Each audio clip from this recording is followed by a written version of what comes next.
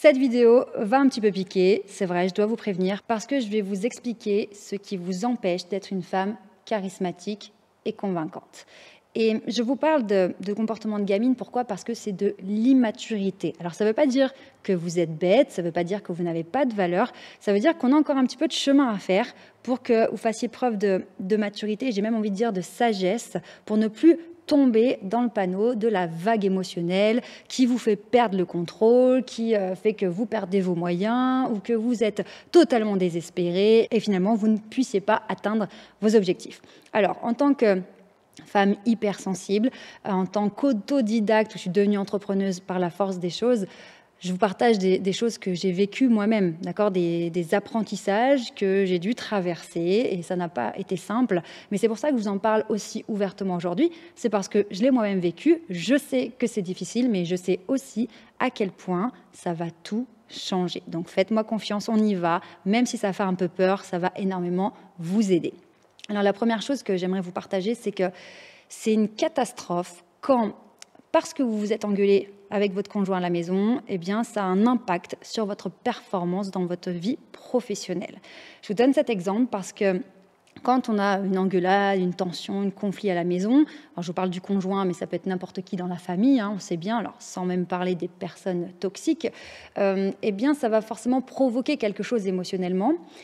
Et vous allez donc arriver dans un état émotionnel négatif, mauvais, alors que vous avez un rendez-vous qui est important. On pourrait au départ se dire bah ouais mais c'est pas de ma faute ou alors je me suis fait insulter sur la route ou quelqu'un m'a fait une queue de poisson donc j'ai perdu tous mes moyens, je suis plus du tout préparée, je ne suis plus conditionnée ou je suis sur les nerfs, je suis énervée parce que quelqu'un m'a énervée et donc conséquence eh bien, je communique mal lors de mon rendez-vous, je m'énerve, je n'ai pas de patience ou finalement je ne suis pas crédible parce que je suis complètement bouleversée. Et ça, c'est vraiment un apprentissage à faire de se dire, ok, j'ai été bouleversée par une personne, par une situation, ok, j'accepte que j'ai eu un état émotionnel qui est compliqué, mais j'accepte aussi, je prends ma responsabilité que c'est à moi de faire en sorte de changer cet état émotionnel du mieux que je peux pour être le mieux préparé ou le mieux conditionné pour le rendez-vous qui m'attend. Et ça, c'est super important parce que si vous ne faites pas ça, si vous ne vous dites pas que vous avez le pouvoir, la capacité de gérer votre état émotionnel avant de rentrer en rendez-vous, finalement, vous êtes à la merci de tout ce qui pourrait vous arriver avant. Donc, vous allez croiser les doigts en espérant que personne ne vous embête à la maison, personne ne vous lance des pics, qu'il n'y ait rien de précipité à faire, qu'il n'y ait personne qui vous embête sur la route. Et puis, si vous avez la chance de n'avoir rien eu jusque-là, ok, vous êtes dans des bonnes conditions pour faire votre rendez-vous, ou que ce soit une présentation, enfin, un coup de téléphone, peu importe. Donc là, vraiment, arrêtez d'échouer ou d'annuler des rendez-vous parce que vous avez eu une tension ou un conflit. Vous devez réussir à séparer le personnel du professionnel. Et réussir à séparer ça, c'est réussir à gérer votre état émotionnel. Et ça, c'est extrêmement important.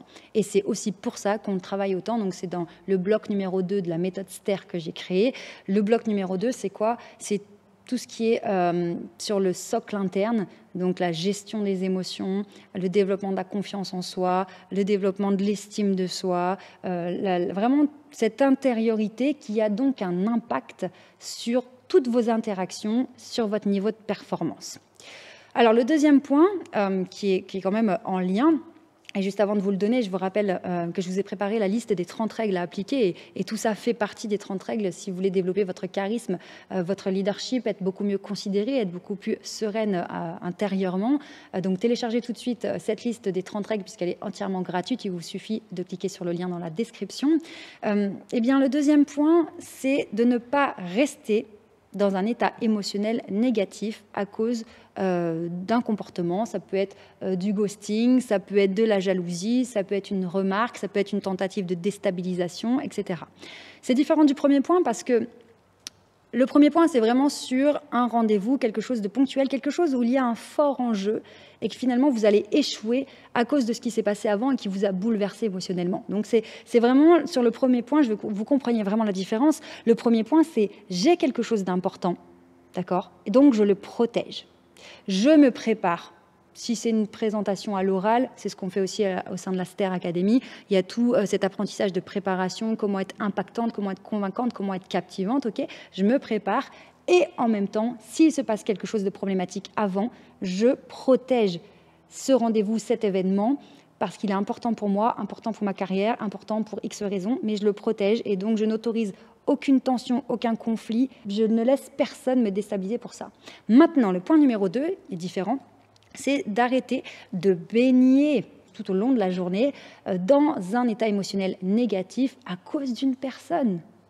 Alors je sais que c'est extrêmement difficile, parce que quand quelqu'un vous touche, vous pique, vous blesse, vous met en colère, eh bien, le corps réagit, l'émotionnel réagit, et d'autant plus si vous êtes hypersensible, parfois la vague émotionnelle est énorme et c'est très compliqué d'arriver à faire passer cet état.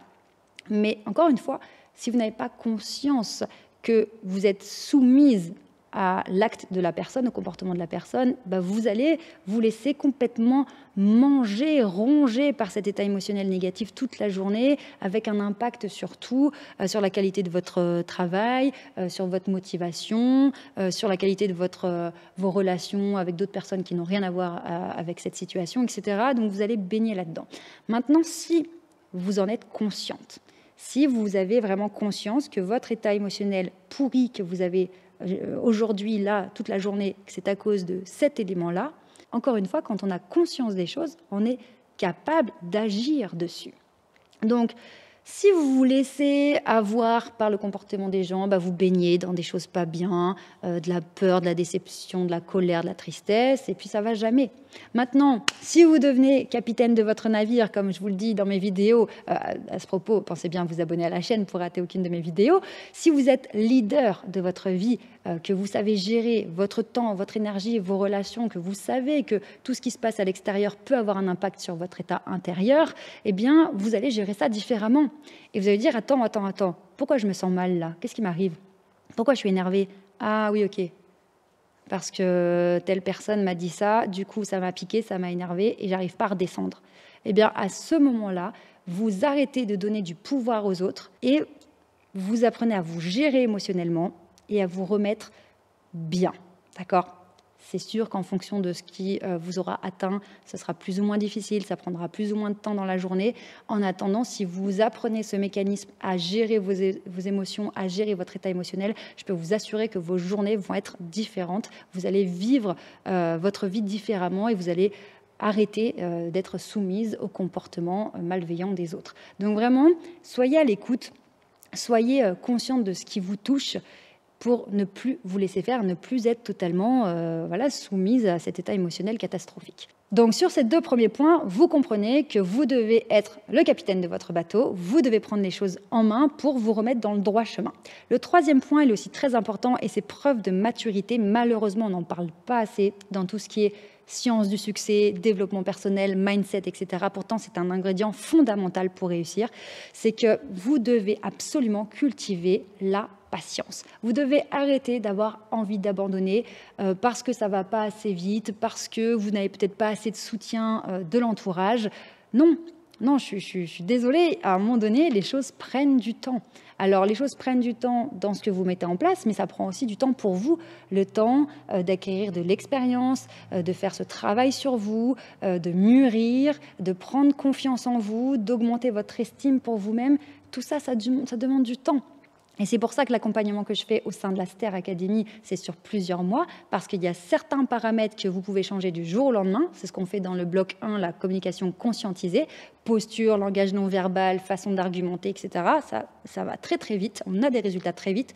En revanche, tout ce qui est intériorité, ça prend plus de temps. Mais ça fonctionne. Vous pouvez vous transformer et vous pouvez avancer sur votre projet à condition de 2 éléments, être persévérante et être patiente. Et souvent, on reste bloqué que du côté de la performance, du travail acharné, on donne tout ce qu'on a, on frôle le burn-out, ou on en fait un, et on ne prend pas du tout en compte l'élément indispensable qui est la patience.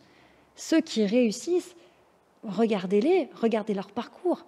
Ça fait des années qu'ils sont dedans, qu'ils ont mis en place des fondations, des piliers, qu'ils ont fait appel à des experts, qu'ils ont essayé différentes stratégies, etc. C'est trop dommage d'arrêter, d'avoir envie d'abandonner sous prétexte que ça ne va pas assez vite ou que vous n'avez pas assez de gens qui vous soutiennent. Et si vous n'avez pas assez de soutien, eh bien, j'ai envie de vous dire, rejoignez-nous à la Star Academy parce que je peux vous assurer qu'on a un groupe de femmes qui est exceptionnel, que de la bienveillance, que du respect, du soutien et beaucoup d'amour. Donc, je vous le souhaite parce que ce qu'on vit au sein de la Star Academy est juste exceptionnel. Donc vous voyez, ce sont des comportements que vous avez certainement de manière inconsciente, mais qui vous empêchent d'avancer, qui vous empêchent de performer, qui vous empêchent de réussir. Donc on va faire preuve de maturité, de sagesse, on va développer le charisme, on va prendre de la hauteur, on va reculer pour observer tout ça. Et on va arrêter de tomber dans le panneau, d'être totalement submergé pour un oui ou pour un non. Et on va monter en puissance. Prenez bien soin de vous. N'oubliez jamais que vous méritez de réussir. Ciao!